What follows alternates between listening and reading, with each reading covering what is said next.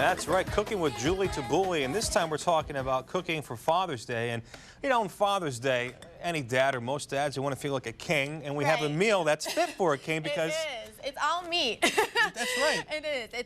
It's meat, basically stuffed with more meat. So you geez. know, There is you a can't get God. any better than that, No, right? you can't. And every man in my family loves this dish, and it also happens to be the national dish of Lebanon, too, Really? as well. Yeah, very interesting. So there's a million different. I mean, million is a little exaggerating, but Right. there's definitely at least 10 different types of kibbe.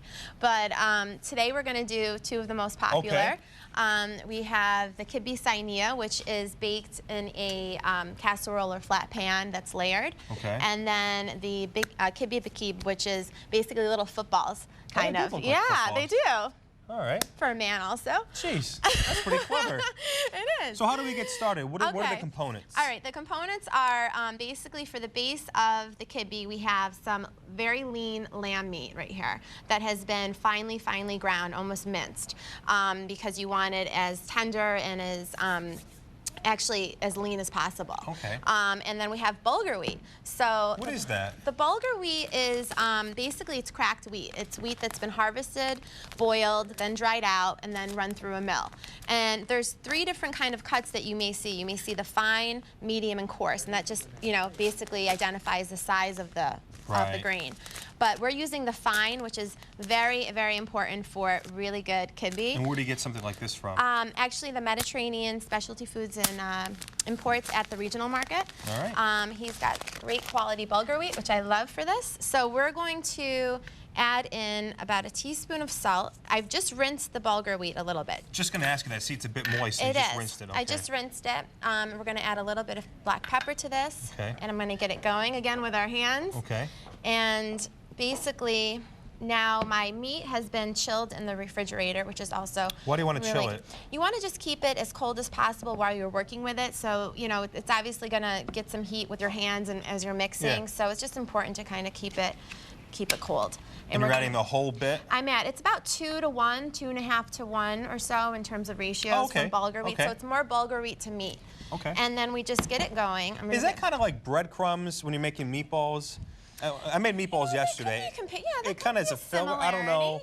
Yeah, you know, that definitely could be. Okay. I'm going to, because it's basically both, you know, kind of a binder in a sense, you know. So that is a good comparison. These are kind of, you know, like Lebanese meatballs, actually.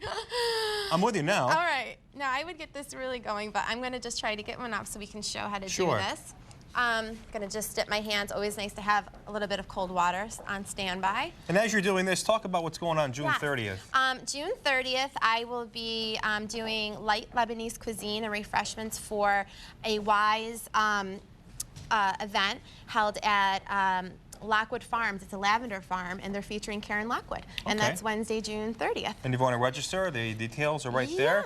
Call 443-8634. It's from 5:30 to 7 on Wednesday, the 30th of June. So you're doing that. What are you doing? You're making a little bit of a... I'm making a hole, basically. Okay. I formed it into a meatball, and then basically you want to pierce it through and get a hole like that. Okay. And then we're going to fill it with our heshwi, which is basically the other part of the meat. Okay. It's lamb and beef with pine nuts, mint, and some caramelized onions in there. Okay. And then you just basically rotate it to get it enclosed. Do you fry that as you're wrapping up? Do you fry that or put it in the oven? You can fry or you can bake it in the oven, but I choose to bake them in the oven at 400 degrees for about 30 minutes. Keep that healthy. Okay. Thank you, Julie, very Thank much. you And so stick much. around. We're gonna Happy try Father's this out. Day. Thank you very much. Coming up next, our Tim Fox is live at the Rose Garden in Thorndon Park, talking about a great event coming up, I believe tomorrow, Thursday, I believe, the 16th of June anyway. That's next.